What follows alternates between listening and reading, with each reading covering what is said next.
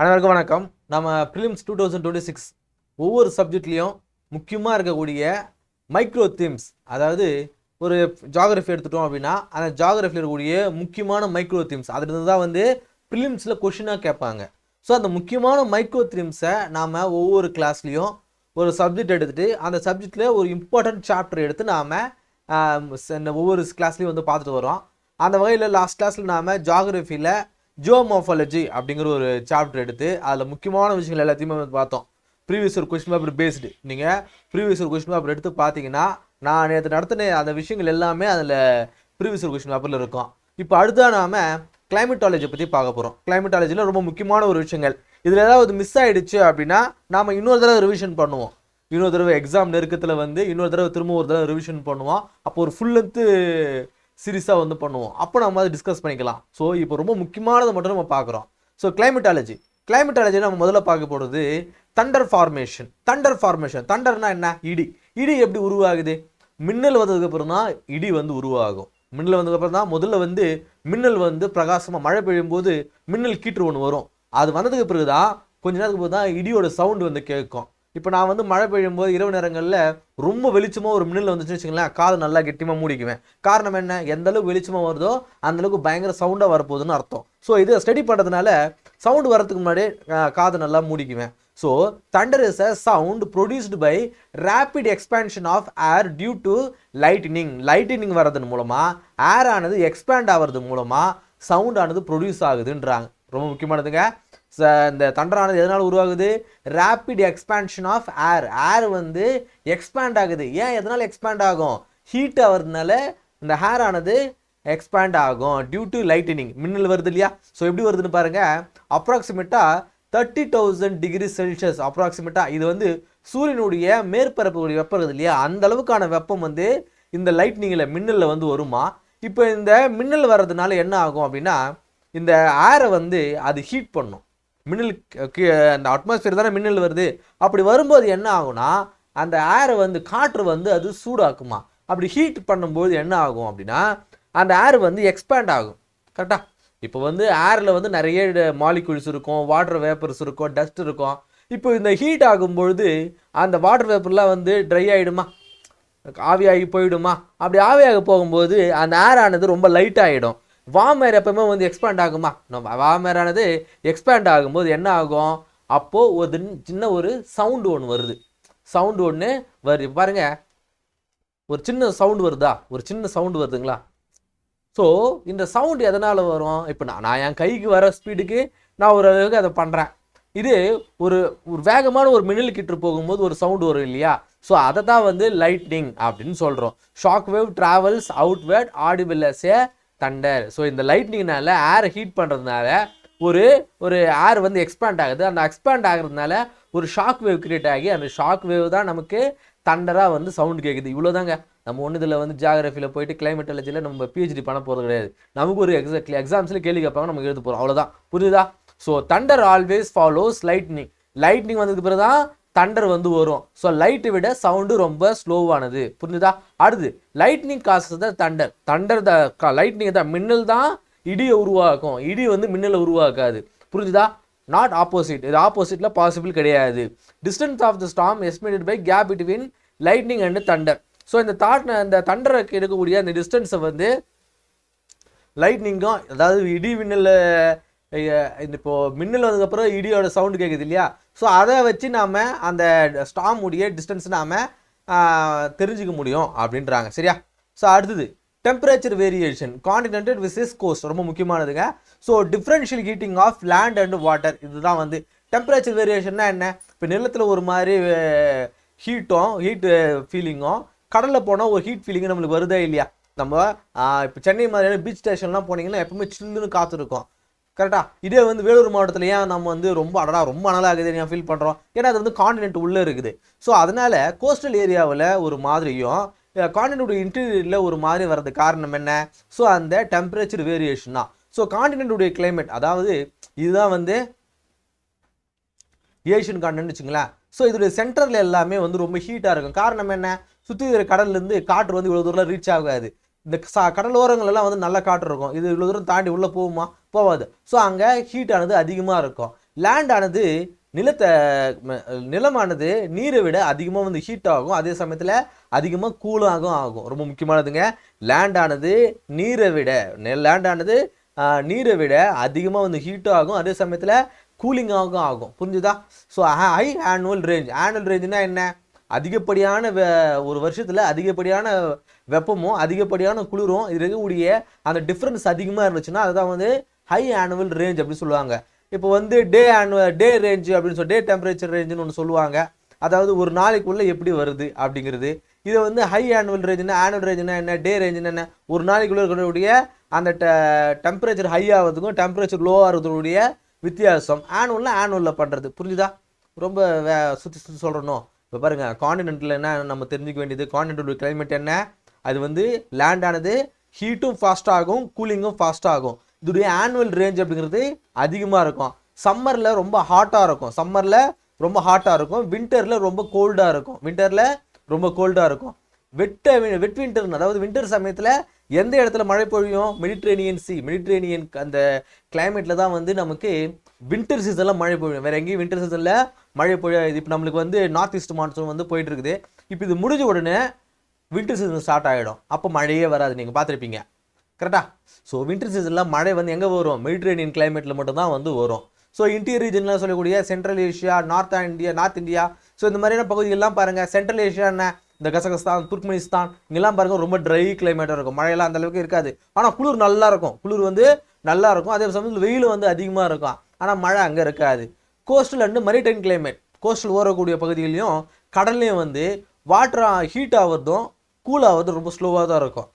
என்னதான் வந்து ஹீட் பண்ணாலும் ரொம்ப நேரம் ஹீட் ஆகிறதுக்கு, அப்படி ஹீட் ஆனது பிறகு திரும்ப அது தனியறதுக்கு ரொம்ப ஸ்லோவாக தான் வந்து தனியும். அதே போல் ஆனுவல் ரேஞ்சு அப்படிங்கிறது ரொம்ப குறைவாக தான் இருக்கும். இதுதாங்க முக்கியமானது. நீங்கள் வந்து என்னென்னதையோ படிச்சுட்டு போவீங்க, அதெல்லாம் எக்ஸாம்ஸில் கேட்க மாட்டாங்க. ரொம்ப சிம்பிளாக கேள்வி கேட்பாங்க, அதுக்கு ஆன்சர் நம்மளால் பண்ண முடியாது. அதை ட்ரிக்கியாக கேட்பாங்க. அப்போது ஐயோ இது நம்ம படிச்சுமே ரொம்ப சிம்பிளாக நினைப்பீங்க. நான் சொல்கிறது பொய்யா இருந்தால் நீங்கள் ப்ரீவியஸ் இயர் கொஸ்டின் பேப்பர் எடுத்து பாருங்கள். இது சார்ந்தே வந்து 3-4 கொஸ்டின் வந்திருக்கும். அதாவது லேண்ட் ஆனது ரொம்ப ஹீட் ஆகும், அதே சமயத்தில் கூலிங்கும் ரொம்ப ஃபாஸ்ட்டாக ஆகும், அதே சமயத்தில் வாட்டர் ஆனது ரொம்ப ஃபாஸ்ட்டாக ஹீட் ஆகும், வாட்டர் ஆனது ரொம்ப ஸ்லோவாக ஹீட் ஆகும், அதே சமயத்தில் கூலாகிறதும் ரொம்ப வந்து ஸ்லோவாக கூலாகும். அதே போல் இதோடைய ஆனுவல் ரேஞ்ச் இது லோவாக இருக்கும், இது ஹையாக இருக்கும். இதுதாங்க கேட்பாங்க. நீங்கள் வேணால் செக் பண்ணுங்கள், இதுதான் கேட்பாங்க. சம்மரில் வந்து ரொம்ப மாடரேட்டாக இருக்கும், வின்டருக்கு ரொம்ப மாடரேட்டாக இருக்கும். அதாவது ரொம்ப வந்து வெயிலாகவும் தெரியாது, ரொம்ப வந்து குளிராகவும் தெரியாது. எங்கே? மரிடைம் ரீஜனில். கோஸ்டல் ஏரியா சொல்லலாம். இந்த மும்பை, சென்னை, கொல்கத்தா, கொச்சி, லண்டன் இந்த மாதிரியான பகுதிகள்லாம் வந்து இந்த கோஸ்டல் மெரிடைம் கிளைமேட் வந்து இருக்கும்.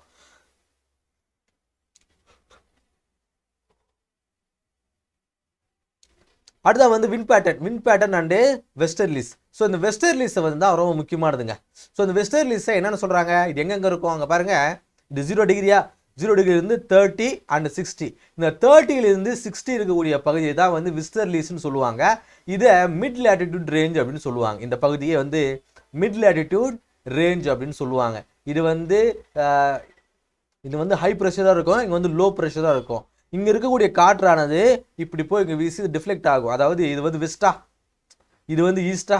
இது குறித்து நான் பிளானட்டரி விண்ட்ஸ்னு நம்மளுடைய பிளேலிஸ்ட்டில் வந்து ஒரு வீடியோ இருக்குங்க, அதில் போய் பாருங்கள். நான் போர்டில் வந்து நடத்திருப்பேன், போர்ட்லேயே ரொம்ப தெளிவாக வந்து நடத்திருப்பேன். அது இல்லாமல் இன்னொரு வீடியோ கூட நான் இந்த மாதிரி ஸ்க்ரீன் ரெக்கார்டிங்கில் ஒன்று கொடுத்துருப்பேன், அதை பாருங்கள், நல்லா புரியும். ஸோ வெஸ்ட்லேருந்து இது வீசுறதுனால வெஸ்டர்லி. ஸோ இப்படி இருந்து வீசுதா.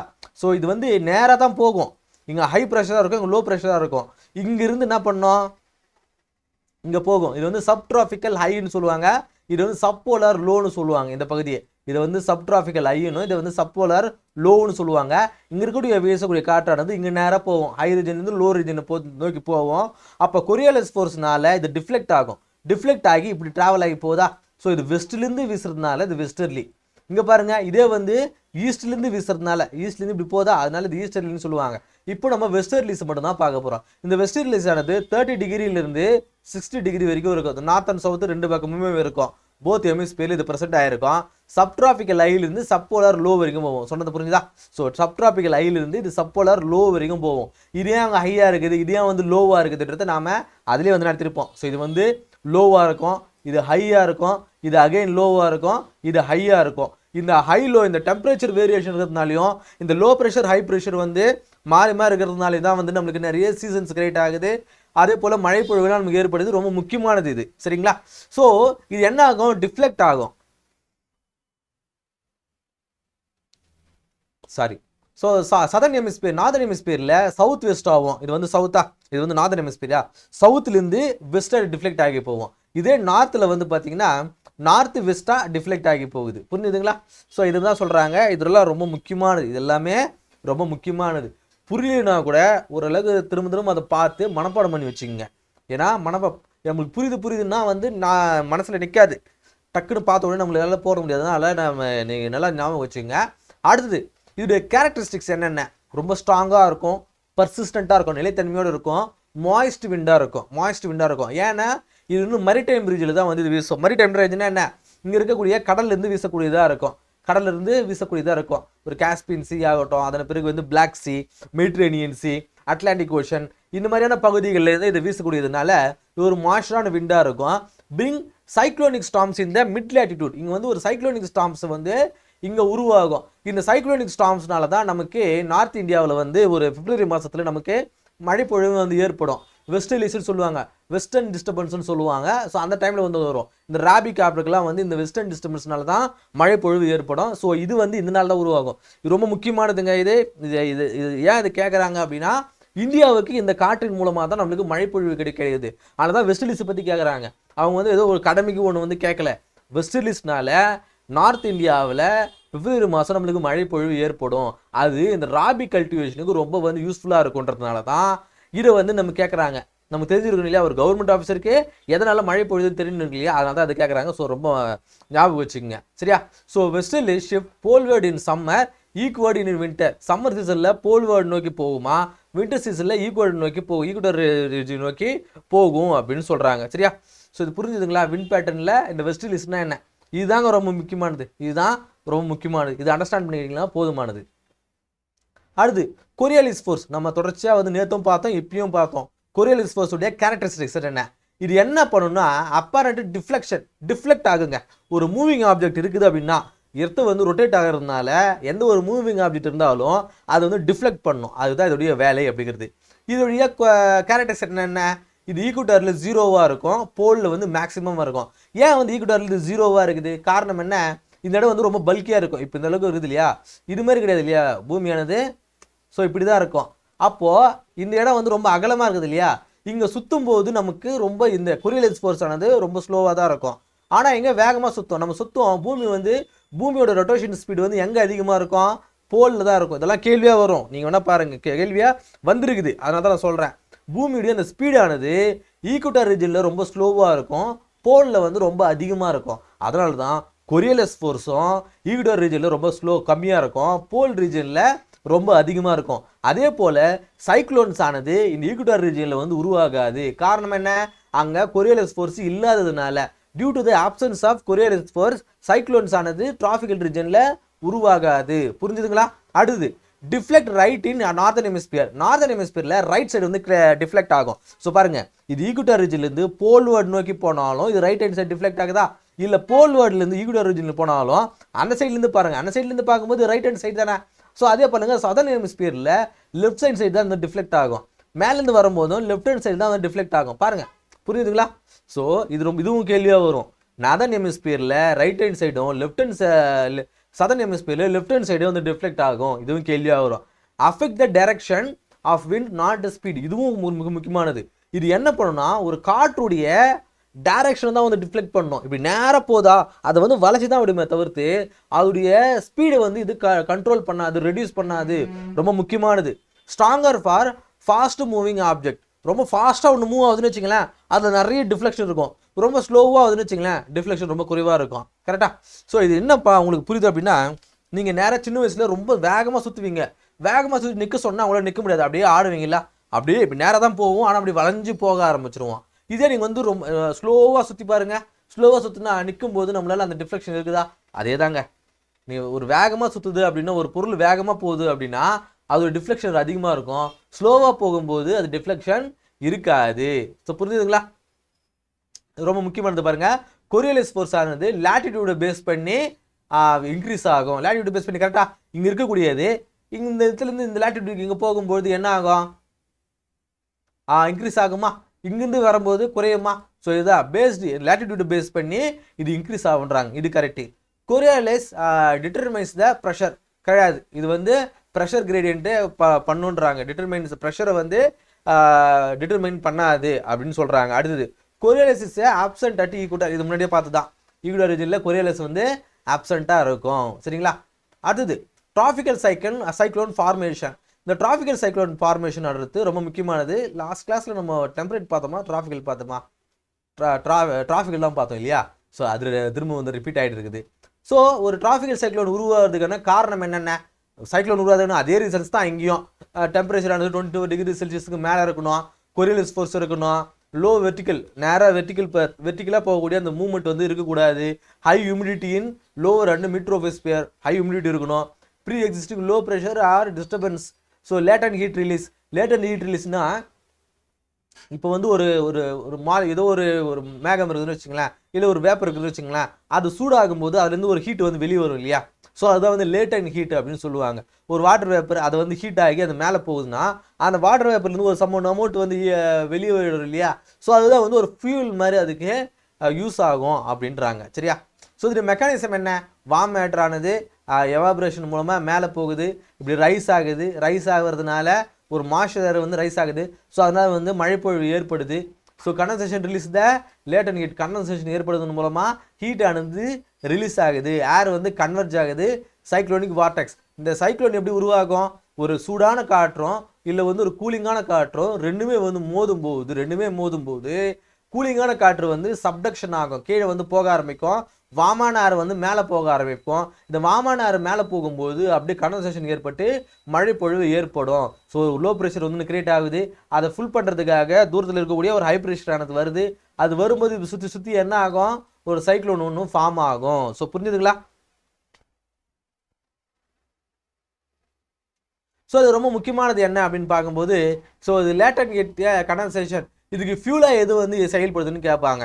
ஸோ லேட்டன் ஹீட் அதாவது சைக்ளோனுக்கானது ஒரு ஃபியூலாக எது செயல்படும்? லேட்டன் ஹீட். லேட்டன் ஹீட் எதனால் உருவாகும்? கண்டன்சேஷன் மூலமாக ஹீட் ஆகிறதுனால என்ன ஆகும்? அது ஒரு ஃபியூல் மாதிரி நமக்கு பெட்ரோல் மாதிரி செயல்படுங்க. ஒரு சைக்ளோனுக்கு பெட்ரோல் எது? லேட்டன் ஹீட் ரிலீஸ். அவ்வளோதாங்க, முடிஞ்சுதா? இது பாருங்க, லேட்டன் ஹீட் ரிலீஸ் அப்படிங்கிறது ஒரு ஃபியூல் மாதிரி. அடுத்து jet stream and rainfall in north western India. மேலே பார்த்து தான் ஒரு வெஸ்டர்லி டிஸ்டர்பன்ஸ் இருக்குது இல்லையா? ஸோ அதனால தான் வந்து இது உருவாகுதுன்றாங்க. ஸோ பாருங்க, முன்னாடி பார்த்து பாருங்க, மேலே பார்த்து பாருங்க, அதே தான் வெஸ்டர்ன் டிஸ்டர்பன்ஸ் பார்த்துமா. ஸோ இதையே தான் வந்து டீப்பாக கெடுக்கிறாங்க, இந்தியாவை சார்ந்து கெடுக்கிறாங்க. ஒன்றுமே கிடையாதுங்க. மேலே பார்த்து இல்லையா, அது வந்து இது டிராஃபிக் ஆஃப் கேன்சரா, இங்கே மேலே இருக்கக்கூடிய இந்த பகுதியை தான் வந்து மிட் லாட்டிடியூட் ரேஞ்சுன்னு சொல்லுவாங்க. ஸோ இந்த மிட் லாட்டிடியூட் ரேஞ்சில் ஒரு ஹை ப்ரெஷர் ஒன்று வந்து கிரியேட் ஆகுதா? ஸோ இந்த ஹை ப்ரெஷர்லேருந்து இந்தியாவில் ஒரு லோ ப்ரெஷர் ஒன்று வந்து கிரியேட் ஆகுது. ஸோ இங்கே இருக்கக்கூடிய அந்த சைக்ளோன் ஆனது ஸோ இது எப்படி வந்து உருவாகும் அப்படின்னு பார்க்கும்போது, இந்த டிராஃபிக் ஆஃப் கேன்சர்லேருந்து என்ன பண்ணோம்? ஹை ப்ரெஷர் ஆனது இங்கே போகுங்க. அதே போல் இங்கே லோ ப்ரெஷர் இருந்து ஒரு காற்றானது இங்கே வருங்க. ஸோ இது ரெண்டும் வந்து கன்வெர்ஜ் ஆகிறதுனால ஒரு சைக்ளோன் வந்து ஃபார்ம் ஆகும். இது வந்து எங்கே இருந்து வரும்? இந்த ஜெட் ஸ்ட்ரீம் ஆனது, இந்த வெஸ்டர்ன் டிஸ்டர்பன்ஸ் ஆனது மெடிட்ரேனியன் சீலேருந்து வரும். மெடிட்ரேனியன் சீலேருந்து அப்படியே நேராக வந்து பிளாக் சீல கொஞ்சம் அளவுக்கு அந்த மாய்ஸ்சர் எடுத்துக்கும். அதே போல் காஸ்பியன் சீல கொஞ்சம் மாய்ஸ்சர் எடுத்துக்கும். அப்படியே நேராக எங்கே வருங்க? நேராக வந்துட்டு எங்கள் ஹிமாலயன் பேரியர் இருக்குது இல்லையா, ஹிமாலய மலையில் வந்து மோதி ஓரோகிராஃபிக் ரெயின்ஃபால் மூலமாக, ஓரோகிராஃபிக்னா என்ன?